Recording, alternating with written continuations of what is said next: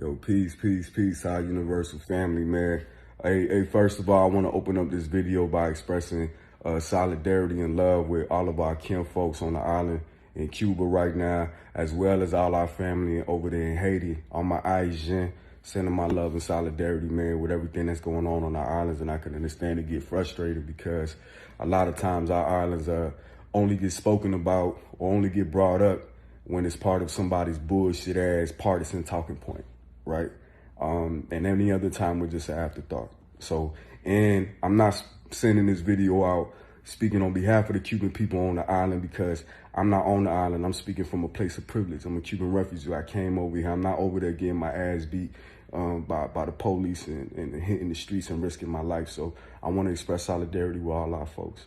And to our folks in the diaspora, those of us who were born and raised on the islands, I want to send my love out to us as well. You dig what I'm saying? Because we have the right to remain silent. We don't owe anybody a crash course history on our islands, right? We have the right to remain silent and internalize this because we understand that this is painful. This to us is not a hashtag or some type of headline. These are our families. These are our friends. This is our history that we have. And it could be very painful. So I just want to send my love out. The real main reason why I'm making this video, man, or agreed to make this video is because for the last 2-3 days, I've had a lot of our kin folks, man, a lot of comrades, families, and friends in and out of the movement who are calling just to try to get clarity on the situation, and because they haven't spoke on it, not because they apathetic or don't care about what's going on the island, but because they don't want to speak from a place of like misinformation, and I respect that. And I'm here to just humbly to offer my humble perspective as a Cuban refugee. I was born and raised on the island myself. I came over here in pleno periodo especial, how we call it, right? Which was a special period in Cuba. I came here 6 years after the Soviet Union collapsed, which at the time was Cuba's only international ally because of the U.S. sanction embargo. And that's when the island went into a great famine and starvation, and shit was just fucked up. And this is how my family got over here. We came here on a lottery visa. I'm also speaking as a son, a grandson, and a nephew of a long line of freedom fighters, political prisoners, and refugees. You dig what I'm saying? My biological father was locked up in Guantanamo Bay. My granddaddy fought in the war in Angola and South Africa. The list goes on. I want to mention two major points, right? And really just revolving around the fact that we have to be able to evolve our dialogue and have deeper conversations about what's going on in Cuba, right? It's not a black and white issue, right? Meaning it's simple. It's a conversation that has nuance, right?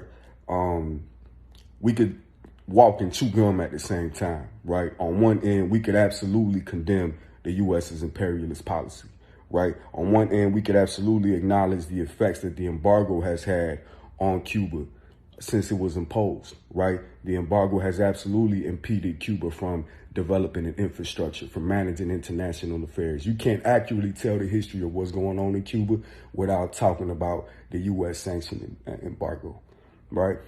On the other hand, we absolutely have to acknowledge the fact that Cuba has had a suppressive and oppressive authoritarian regime for the last 60 years, right? This SOS Cuba call isn't a function of a mass propaganda machine or a conspiracy. These are the Cuban people themselves, our people, right? Black and brown people on the island telling us, hey, shit is fucked up, right? We being suppressed, we getting our ass beat, and we don't have the access to basic food, healthcare, medicine, all of the things that we need. And these are things that have been going on for literally decades on the island, and they're just now being exacerbated because of this global pandemic that nobody could have been prepared for. You dig what I'm saying? And that Cuba absolutely does not have the infrastructure to manage, right?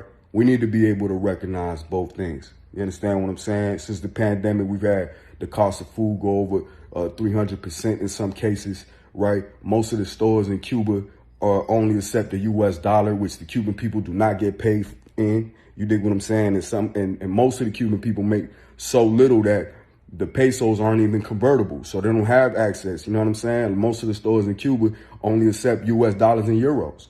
You dig what I'm saying?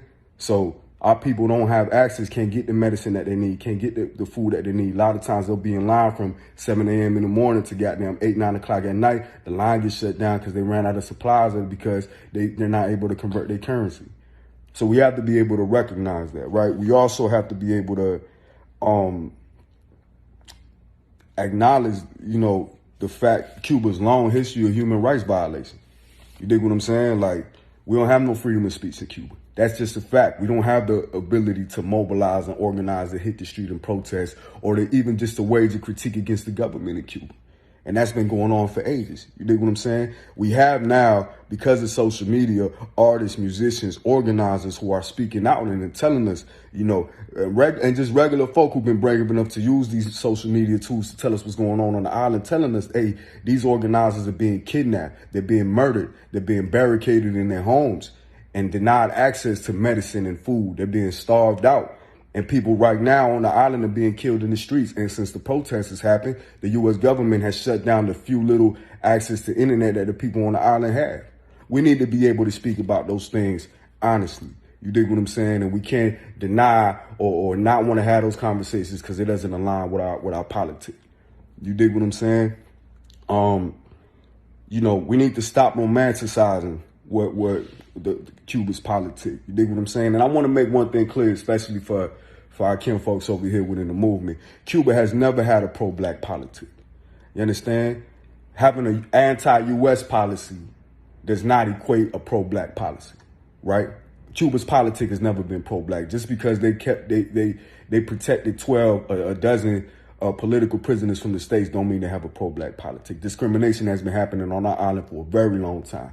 Black folks, we've been getting our ass beat in Cuba for a very long time, right? I was raised in a village myself, Cojimero, east side of Havana, with a long a long history of resistance and busting back at police and busting back at the government. You dig what I'm saying? This is something that my family has lived through. You understand? So we need to be honest about those conversations, and we need to be able to evolve those dialogues. You know what I'm saying? We weren't even allowed to openly practice our African spirituality when Castro took over. So let's be honest about those things, man. And obviously, because we want to have a solution-oriented conversation, people want to ask, unfortunately, Cuba doesn't have non-governmental agencies on the ground, so we can't just openly donate to get the supplies out there. But we will be posting information about individuals who we've been working with, who we contacted on the ground, who are able to get at least some type of supplies we can send money to, and we'll share that information. But to those of us that just want to help, continue amplifying the voices of the people that are on the island. You dig what I'm saying? Because they're the ones that's out there on the street getting their ass beat, not us. We speaking from a place of privilege. Over here in Miami, those Cubans that are taking the street, you dig what I'm saying? I respect it. You dig what I'm saying? But they're not the ones getting their ass beat over there and risking their lives. You dig what I'm saying? We got on boats, we got on planes, and we got the fuck up out of there. So, this video has gone on for long enough, man. I'm not the most prolific orator, man. I wanted to speak from the heart, and I wanted to share this, man.